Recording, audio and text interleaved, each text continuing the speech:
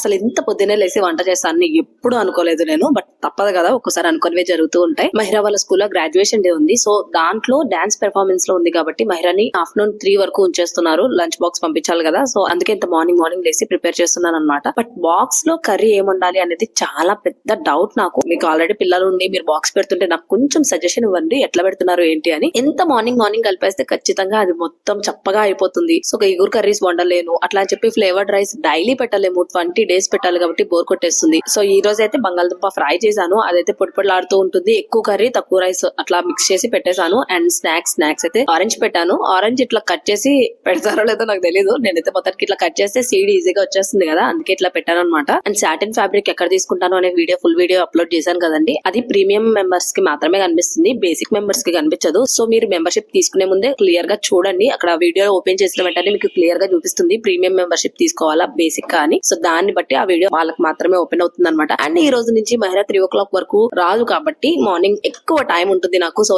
Back to back videos upload అవుతూనే ఉంటాయి. అయితే డైరెక్ట్ గా అప్లోడ్ చేయనండి. ఫస్ట్ బేసిక్ మెంబర్షిప్ ఎవరైతే ఉన్నారో వాళ్ళకి ఎక్కువ కనిపిస్తాయి అనమాట. కంటిన్యూగా అప్లోడ్ చేసేస్తాను. స్కెడ్యూల్ టైమింగ్ ని బట్టి నార్మల్ పబ్లిక్ కి కూడా అప్లోడ్ అవుతూ ఉంటాయి టైం ని బట్టి. అంటే నేను ఒక రోజులో ఒక 3-4 వీడియోస్ అప్లోడ్ చేసినా కూడా అవి బేసిక్ మెంబర్స్ కి మాత్రమే కనిపిస్తాయి. నార్మల్ పీపుల్ కి ఏంటంటే రోజుకో వీడియో చొప్పున రిలీజ్ అవుతూ ఉంటుంది అనమాట. సో అన్ని వీడియోలు బ్యాక్ టు బ్యాక్ చూడాలి అనుకుంటే కనుక మెంబర్షిప్ తీసుకోండి. లేదు నిదానంగా వచ్చినా పర్లేదు అనుకుంటే కనుక వెయిట్ చేయండి. 1 by 1 స్కెడ్యూల్ లో ఉన్నాయి, పోస్ట్ అవుతూ ఉంటాయి. అండ్ ఈ స్నాక్ బాక్స్ నాకు ఎంత ఇష్టమో, స్టీల్ ది కదా, చాలా బాగుంది. రిలయన్స్ లో తీసుకున్నాను ఇది. ఇంకా లంచ్ అండ్ వాటర్. ఈ వాటర్ బాటిల్ అయితే అమెజాన్ లో తీసుకున్నానండి, చాలా బాగుంది. ఫిల్టర్ కూడా ఉంది. అంటే స్టెయిన్లెస్ స్టీల్ లో తీసుకోవాలి అని చెప్పి వెయిట్ చేసి ఇంకా అమెజాన్ లో ఆర్డర్ చేశాను అనమాట. అండ్ దీనికి డిస్ప్లే కూడా ఉంది, ఎందుకుందో తెలీదు. టెంపరేచర్ అయితే అంత ప్రాపర్ గా చూపిస్తున్నట్లు నాకేం అనిపించలేదు. So snack box and lunch box అయితే రెడీ.